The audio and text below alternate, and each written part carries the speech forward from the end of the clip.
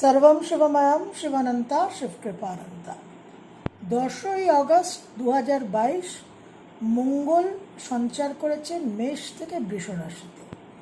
এই সঞ্চার বৃষ রাশির মঙ্গলের একটা দীর্ঘদিনের সঞ্চার। 10ই আগস্ট থেকে 16ই অক্টোবর 2022 বৃষ রাশিতে অবস্থান করবে মঙ্গল। 16ই অক্টোবর মিথুন রাশিতে প্রবেশ করবে। মিথুন রাশিতে 30শে অক্টোবর বক্রগতিতে যাবে মঙ্গল। এই বক্রগতিতে 13ই নভেম্বর পুনরায় মিথুন থেকে বৃষতে মঙ্গল সঞ্চার করবে।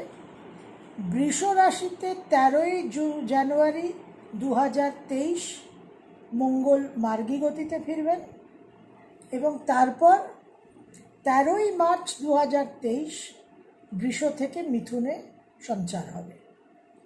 তাহলে 10ই আগস্ট থেকে 16ই অক্টোবর এই যে প্রথম ফেজটা, এটাই কিন্তু মোটামুটি more than 2 months. 10th August to 10th September, 10th September to 10th October, যেখানে মঙ্গল একটা রাশিতে 45 ডেজ 45 দিন থাকে। তো বক্রগতিতে যাওয়ার কারণে এই এখন থেকেই কিন্তু মোশন স্লো হতে শুরু করলো, গতি মন্থর ধীর হতে শুরু করলো। তারপর মিথুন রাশিতে 1 মাসের কিছুদিন কম অবস্থান করবে মঙ্গল। 10ই আগস্ট 2022 থেকে 13ই মার্চ 2023 মঙ্গলের যে টোটাল 7 মান্থস ফেজ এই বৃষ রাশিতে, যার মধ্যে 1 মাসের কিছু কম দিন সে মিথুনে সঞ্চার করবে। 6 মান্থস 6টা মাস বৃষ রাশিতে অবস্থান করবে। প্রাইম ইম্পর্টেন্স অ্যান্ড সিগনিফিক্যান্স, অত্যন্ত গুরুত্বপূর্ণ এবং তাৎপর্যপূর্ণ। এবং এই বৃষ রাশি, এই যে 30 ডিগ্রিজ কালপুরুষের যে দ্বিতীয় ভাব, এই বৃষ রাশির যে তাৎপর্য, যে কারকতা, যে সিম্বলিজম, তার উপর কিন্তু বিশেষভাবে নির্ভর করছে মঙ্গলের মার্গী গতি বর্তমানে এবং আগামী দিনে বক্রগতির ফলাফল এবং প্রভাব। এই যে মঙ্গলকে আমরা যুদ্ধের কারক বলি, গড অফ ওয়ার, ডিস্ট্রাকটিভ, ধ্বংসাত্মক প্রভাব, আমাদের অ্যাকশন, আমাদের কর্ম, আমাদের সাহস, কারেজ, আমাদের ভয়, আমাদের ভীতি, আমাদের গঠনমূলক, নির্মাণমূলক সত্তা, কনস্ট্রাকটিভ নেচার, এগুলো আমরা কেন বলি? এগুলো আমাদের একটু বুঝতে হবে মঙ্গলের এই ফেজটাকে সঠিকভাবে চালনা করার জন্য। এই সময় আমরা কি করব এবং মঙ্গল আমাদের কি বার্তা দিচ্ছে, দ্য মেসেজ অফ মার্স।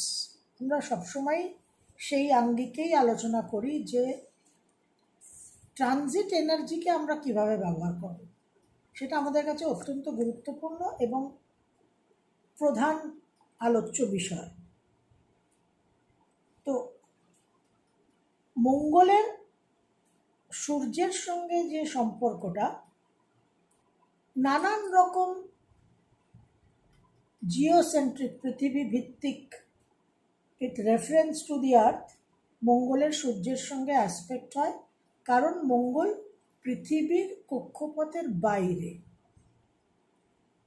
রবি আর পৃথিবীর মাঝখানে বুধ আর শুক্র, পৃথিবীর বাইরে নেক্সট প্ল্যানেট হচ্ছে ফার্স্ট আউটারমোস্ট প্ল্যানেট হচ্ছে মার্স। এবং যখন মঙ্গল বক্রগতিতে যায়, অন্যান্য সব বক্রগতির গ্রহর মতো অবশ্যই মঙ্গলও অত্যন্ত বলবান হয়ে যায় এবং তখন মঙ্গল সূর্যের অপোজিশনে থাকে, ইন অপোজিশন টু সান। অর্থাৎ কি? অর্থাৎ সূর্য আর পৃথিবীর মাঝখানে, সূর্য আর মঙ্গলের মাঝখানে পৃথিবী অবস্থান করে। Earth stands between the sun and Mars. সুতরাং এই যে রবির যে প্রাণ শক্তি, ভাইটালিটি, সোলার ভাইটালিটি, আর মার্সের যে অ্যাক্টিভিটি, কর্ম ক্ষমতা, এই দুটো এনার্জি কিন্তু পৃথিবীর উপর বর্ষণ হয়। যখন মঙ্গল ইন অপোজিশন টু সান যাচ্ছে, তখন মঙ্গল আর রবির মাঝখানে পৃথিবীর অবস্থান। দেখুন, সোলার সিস্টেমে গ্রহ কোথায় থাকছে সেটা জানা খুব জরুরি, কারণ এনার্জিটা তো অবস্থান থেকেই আমরা ক্যালকুলেট করব। তো এই যে অবস্থানটা মঙ্গলের হয়, অর্থাৎ Mars is closest to earth and fully illuminated by sun, পৃথিবীর সবচেয়ে কাছে এবং সূর্যের পূর্ণ প্রকাশ্যে গ্রহণ করছে, একদম একটা পূর্ণিমার চাঁদের মতো। সুতরাং এই ফুল মার্স, এই যে ফেজটা, এটা একদম একটা অ্যাকশন এবং কর্মের, এই অ্যাকশনের মধ্যে অবজেক্টিভিটি, সাবজেক্টিভিটি নয়, যে একটা নিরপেক্ষ, আমরা যেটাকে সাক্ষী ভাব বলি, that objectivity in action, that is very very important. এবার এই যে ফেজটা যখন মঙ্গল বক্রগতিতে যায়, এই সময়ের আগের ফেজটা, অর্থাৎ এখন যে সময়টা চলছে 10th অগস্ট থেকে 30শে অক্টোবর, এবং মঙ্গল যখন বক্রগতি কমপ্লিট হয়ে গেল, মার্স সান অপোজিশনের সময়ের আগে এবং সময়ের পরে যেটা করা উচিত, আমাদের এনার্জিটাকে আমরা যে ব্যবহার করব, আমাদের করণীয় কি এই সময়, সেটা হচ্ছে যে আমাদের যে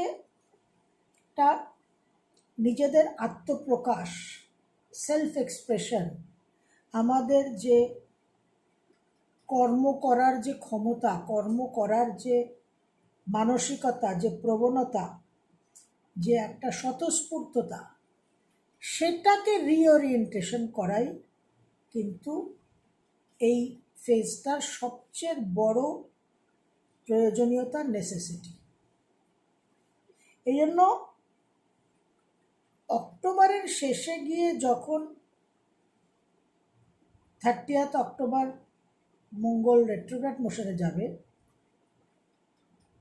এবং রেট্রোগ্রেড হয়ে সে বৃষতে আসবে, এখন মঙ্গল যে বৃষতে অবস্থান করে আছে, এখন থেকেই আমাদের এই মার্স সান অপোজিশন যেটা হবে রেট্রোগ্রেড ফেজে বক্রগতির সময়, তার আগে থেকে এখন, অর্থাৎ এখন থেকে এবং তারপরে আমাদের সেলফ এক্সপ্রেশন, আমরা যে অ্যাক্ট করি, আমরা যে কর্ম করি, আমাদের যে আত্মপ্রকাশ, সেখানে আমাদের একটা অ্যাটিটিউড, বিহেভিয়ার, এই সমস্ত কিছুর একটা রিওরিয়েন্টেশন দরকার, একটা ম্যাচিওরিটি লেভেল প্রাপ্ত হওয়া দরকার, ম্যাচিওরিটি লেভেলকে বৃদ্ধি করা প্রয়োজন।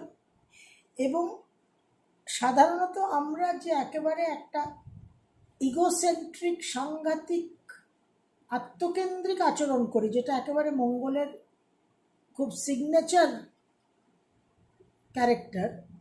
ক্যারেক্টারিস্টিক, সেটাকে কিন্তু আমাদের এই সময় we have to work on this.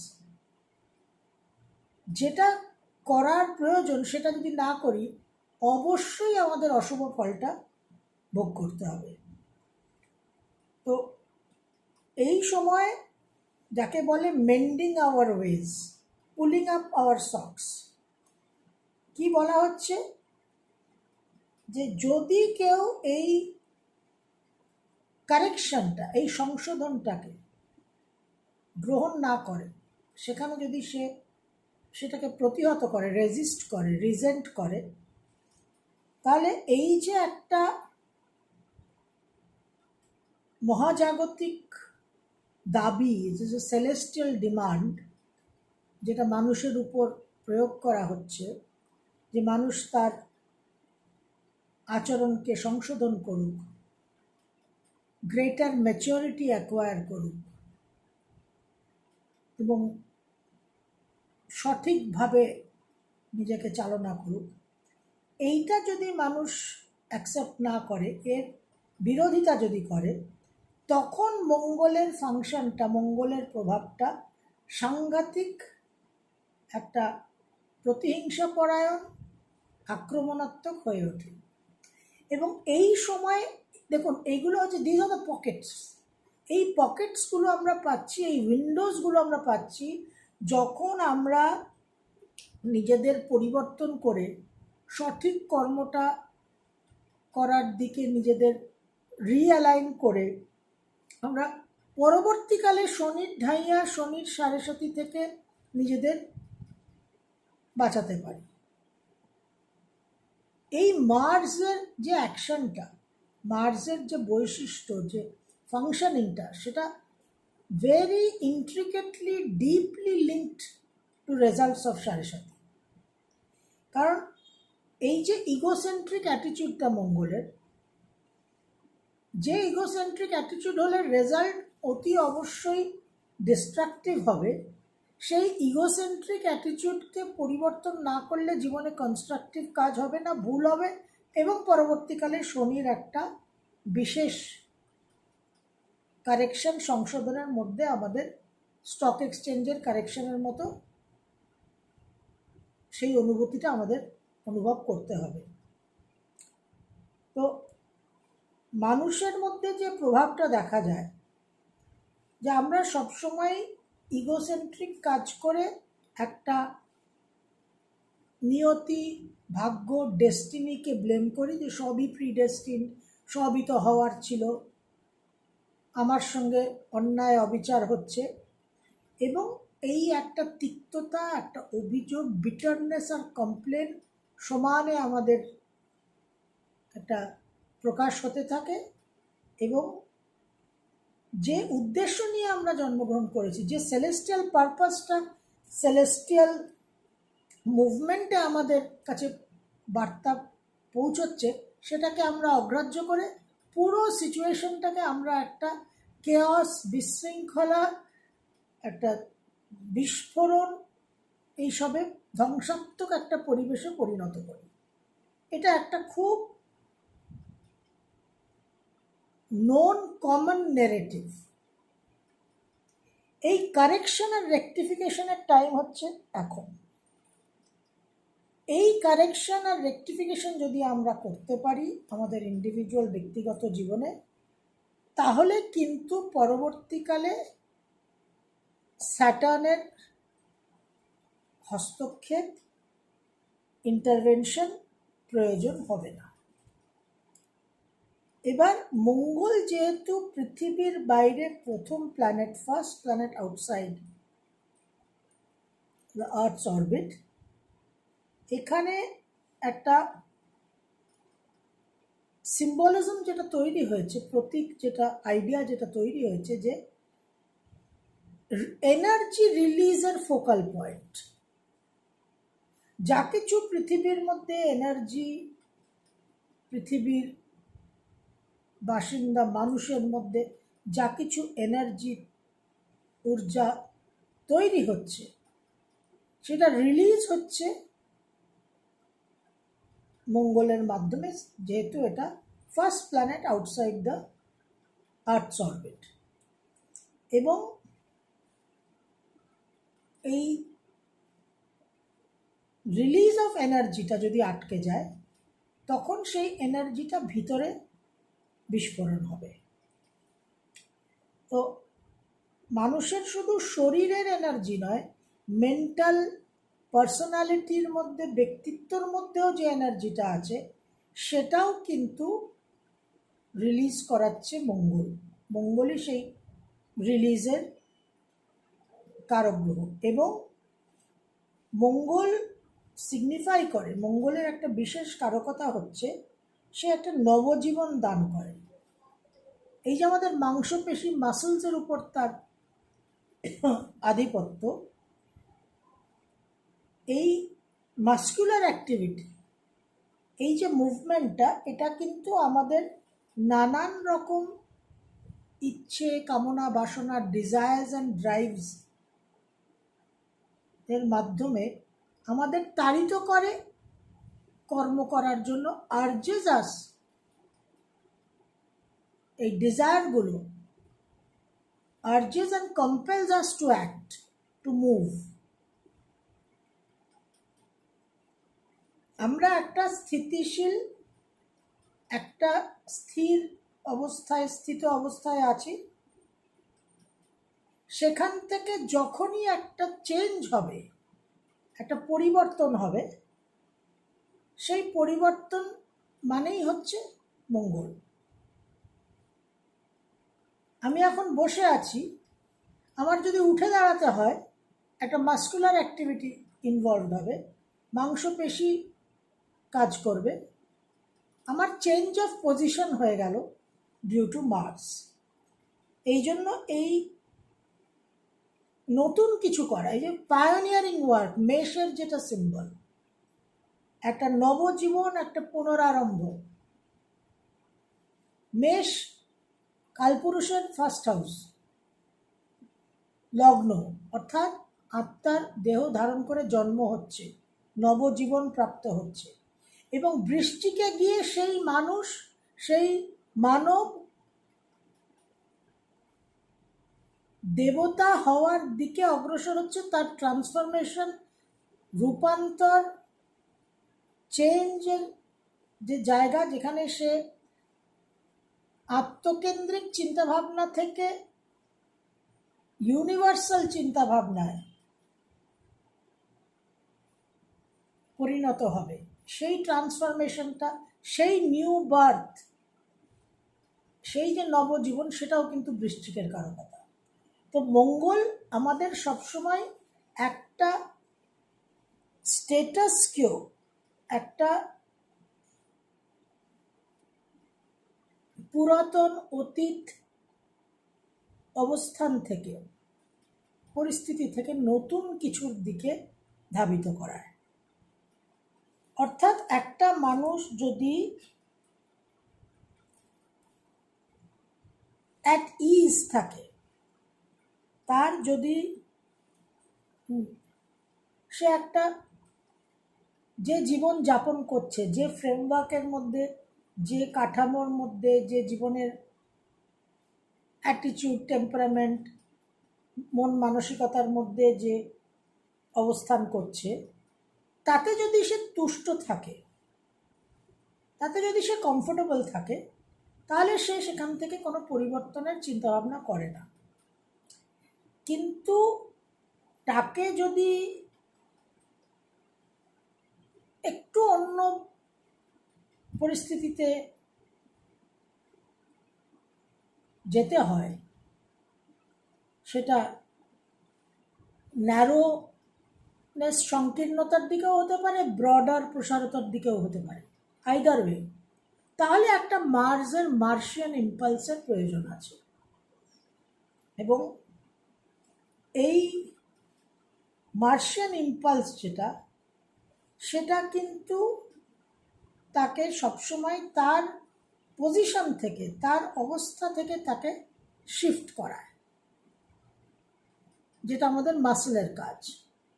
Muscle, মাংসপেশি আমাদের শারীরিকভাবে শিফট করায়, মেন্টাল ইমোশনসগুলো আমাদের সাইকোলজিক্যালি শিফট করায়। তো যখনই একটা মানুষ কোনো কিছু বস্তুকে স্পর্শ করতে ইচ্ছুক হয়, when there is a desire to touch any object, সেই ডিজায়ারের মধ্যে সেই অবজেক্টটাকে স্পর্শ করার যে একটা ইচ্ছে, কামনা, বাসনা, তাকে কিন্তু একটা মাসেল মুভ করতে হবে, একটা মাংসপেশি তাকে মুভ করতে হবে। হাঁটা, ওয়াকিং, মুভিং ফরওয়ার্ড, সেটা কিন্তু যখন সে একটা বস্তুর দিকে যাচ্ছে, এগোচ্ছে একজন মানুষ, তখন আরেকটা বস্তুর থেকে সে দূরে সরে যাচ্ছে। তো এই যে মুভমেন্ট আমাদের, যেটা ফিজিক্যালি মাসেলের মাধ্যমে হয়, এই মুভমেন্টের মধ্যে কিন্তু series of falls and recoveries involve থাকে সবসময়। তো আমরা যখনই মুভমেন্ট করি, আমাদের যেটা ব্যর্থতা হয়, ফেলিয়ার হয়, ফল হয়, এটা কিন্তু মঙ্গলের কারণে হয়। এবং তারপর যে আমাদের একটা রিকাভারি হয়ে যায়, আমাদের পতনের কারণ হচ্ছে মঙ্গল, এবং উদ্ধার কারক, আরোগ্য কারক হচ্ছে শুক্র।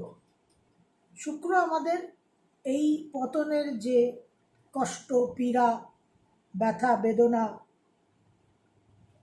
সেখান থেকে আমাদের যে আরোগ্য প্রদান করে, যেটা আমরা জানি আরও হায়ার সেন্সে মৃত সঞ্জীবনী, যেটা দৈত্যগুরু শুক্রাচার্যের কাছে ছিল। তো মানুষের জীবনের দুটো বেসিক লাইফ ইম্পালস, দুটো বেসিক জীবনের যে শক্তি, লাইফ পাওয়ার, সেটা হচ্ছে এই পতন আবার উদ্ধার হওয়া। মার্স অ্যান্ড ভিনাস এই জন্য এত একটা বেসিক জায়গায় খুব গুরুত্বপূর্ণ। তো যে কোনো অ্যাক্টিভিটি, যাই কর্ম করি না কেন, এটা কিন্তু সর্বত্র সব অ্যাক্টিভিটির মধ্যে ইনভলভ। অ্যাক্ট করা মানেই একটা আনব্যালেন্সড হওয়া। কারণ আমি একটা জায়গায় যে অবস্থায় ছিলাম, সেখান থেকে আমি যখনই একটা অ্যাকশন করছি, কর্ম করছি, আমার সেই জায়গাটা কিন্তু পরিবর্তন হচ্ছে।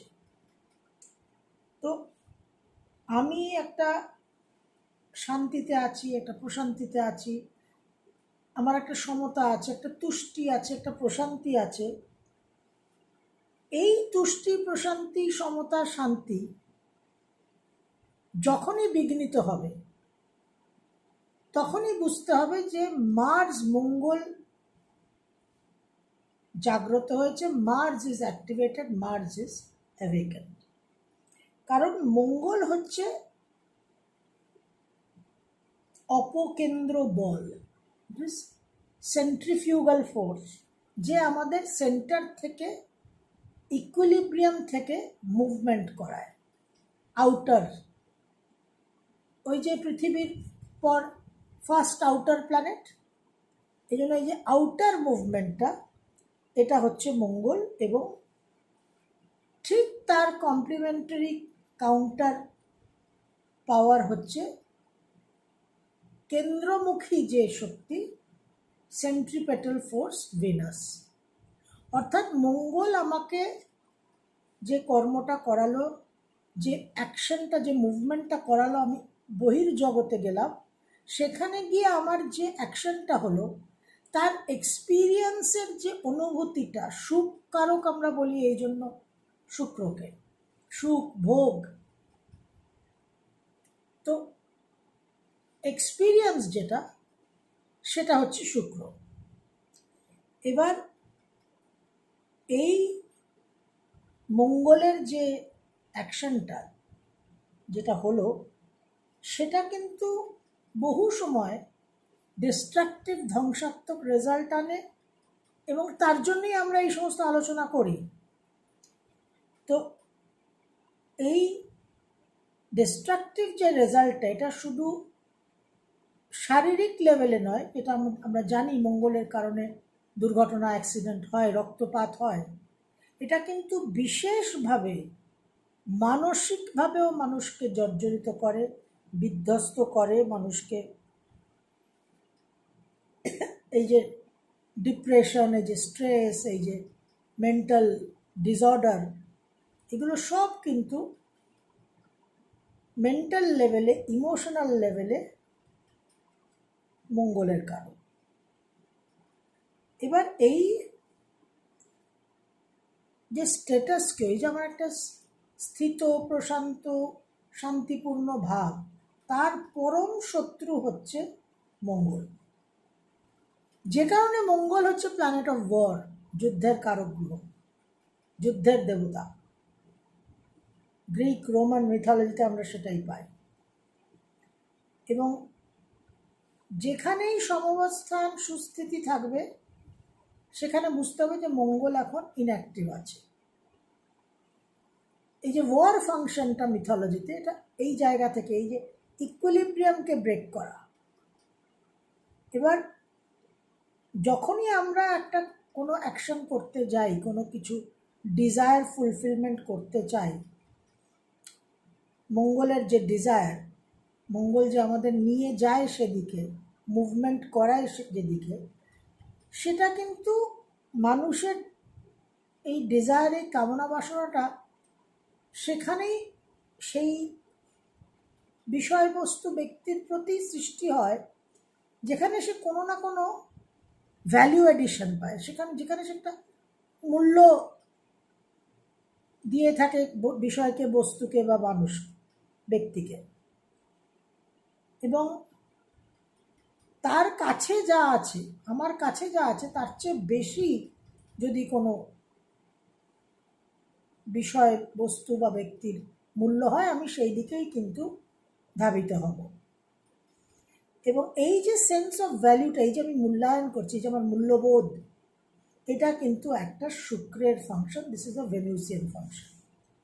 তো শুক্র যে ভ্যালুটা করছে, শুক্র আমার মধ্যে যে জিনিসগুলো, আমার যে ভালো লাগা, প্রেফারেন্সেস, চয়েসেস, এটা শুক্র। সেই প্রেফারেন্স আর চয়েসের আধার এর উপর দাঁড়িয়ে, সেই ভিতের উপর দাঁড়িয়ে মঙ্গলের অ্যাকশনটা হয়। এবং বুধেরও এখানে একটা ফাংশন আছে, যে বুধ হচ্ছে আমার স্মৃতিশক্তি, আমার মেমোরি। বুধ মেমোরির মাধ্যমে, ইমেজেসের মাধ্যমে, মানসিক স্তরের চিত্রর মাধ্যমে আমাকে মনে করিয়ে দেয় আমার কোন জিনিসগুলো ভালো লাগার জায়গা।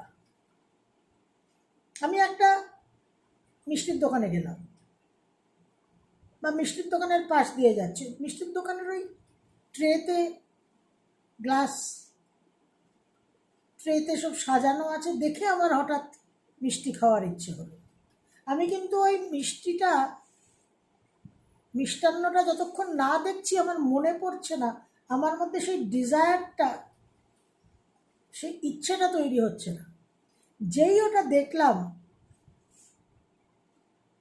ওই কমিউনিকেশনটা হলো বুধের মাধ্যমে, তখন আমার মধ্যে সেই, আমি যে ওই মিষ্টিটা খেতে ভালোবাসি, ওই মেমোরিটা আমার মধ্যে অ্যাক্টিভেটেড, জাগ্রত হয়ে গেল। তো এই কারণে মঙ্গলের যে ফাংশনটা, এটা কিন্তু বিচ্ছিন্নভাবে মঙ্গল ফাংশন করে না। ভেনাস আর মার্কিউরির উপর কিন্তু ভেরি মাচ ডিপেন্ডেন্ট মার্স। যে কারণে বিশেষ করে এখন এই মঙ্গলের যে সঞ্চার বৃষতে চলছে 10 অগস্ট থেকে, এবং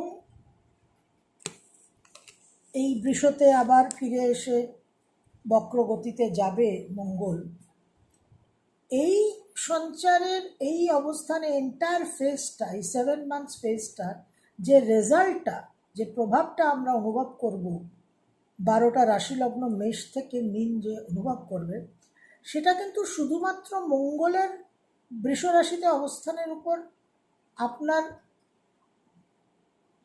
লগ্ন রাশি সাপেক্ষে কোনভাবে মঙ্গল অবস্থান করছে তার উপর নির্ভর করবে না। আপনার জন্মছকে শুক্র আর বুধ কি ভূমিকায় আছে, কতটা স্ট্রেংথে আছে, কতটা বেনিফিক, কতটা ম্যালিফিক, শুক্র বুধ কি ইন্ধন যোগাবে, কি ইম্পেটাস যোগাবে, সেটাও কিন্তু একটা বিশেষ ভূমিকা পালন করবে এই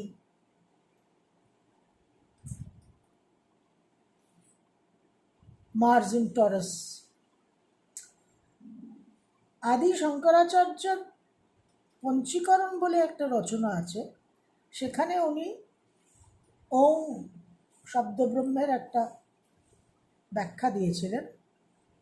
অ উ আর ম তো ওং, তো সেখানে উনি ব্যাখ্যা দিয়ে বলেছিলেন যে অকার উকারে, উকার মকারে, মকার ওঙ্কারে,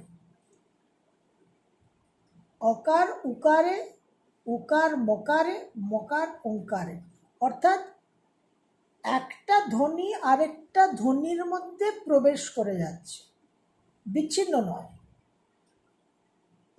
ব্লেন্ডিং। অকার উকারে, উকার মকারে, মকার ওঙ্কারে।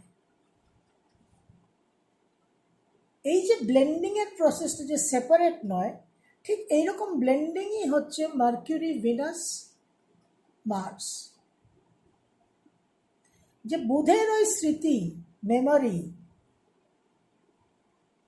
একটা ভালো লাগাকে জাগ্রত করছে, বুধ শুক্রে ব্লেন্ড করে গেল, যেরকম অকার উকারে। বুধ সেই ভালো লাগার স্মৃতিটাকে জাগ্রত করলো, তখন সেই ভালো লাগার স্মৃতিটা জাগ্রত হওয়ার পর সেই ভালো লাগার বিষয়বস্তু বা ব্যক্তিকে একটা পাওয়ার ইচ্ছে তৈরি হলো শুক্রের মাধ্যমে, অকার উকারে, উকার মকারে।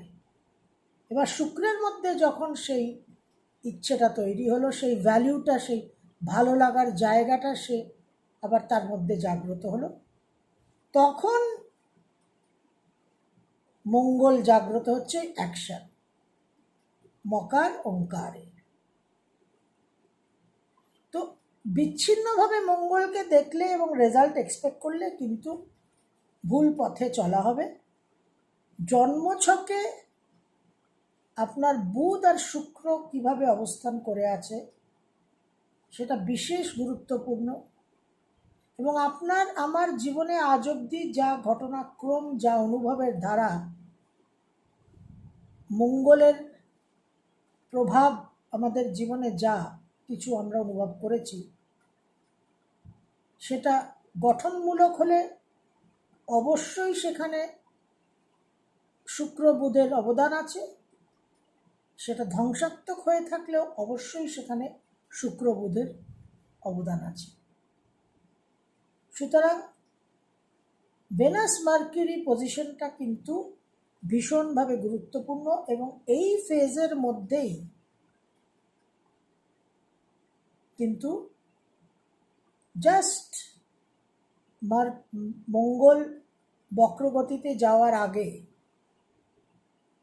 অক্টোবরের শেষে বক্রগতিতে যাওয়ার আগে বুধের একটা রেট্রোগ্রাড ফেজ আছে এবং শুক্রের নিচস্থ ফেজ আছে।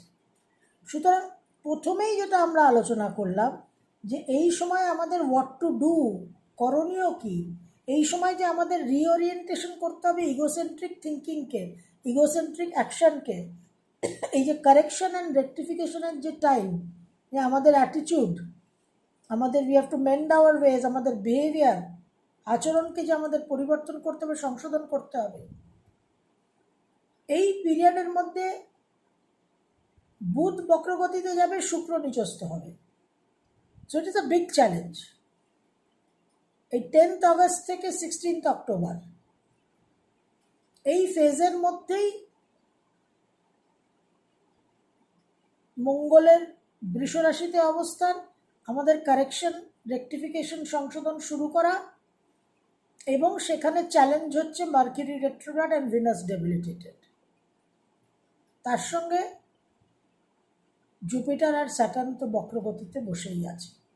আগামী ভিডিওতে আমরা আরও বিস্তারিত আলোচনা করব যে এখানে বৃষ রাশি 30 ডিগ্রিজ কালপুরুষের দ্বিতীয় ভাবের কি অবদান, কি গুরুত্ব, কি তাৎপর্য আছে এই মঙ্গলের বক্রগতির ফেজে, এই মঙ্গলের 7 months sojourn in Taurus, সেটা আমরা আগামী ভিডিওতে আলোচনা করব। সর্বম শিবময়ম শিবানন্তা শিবকৃপানন্তা।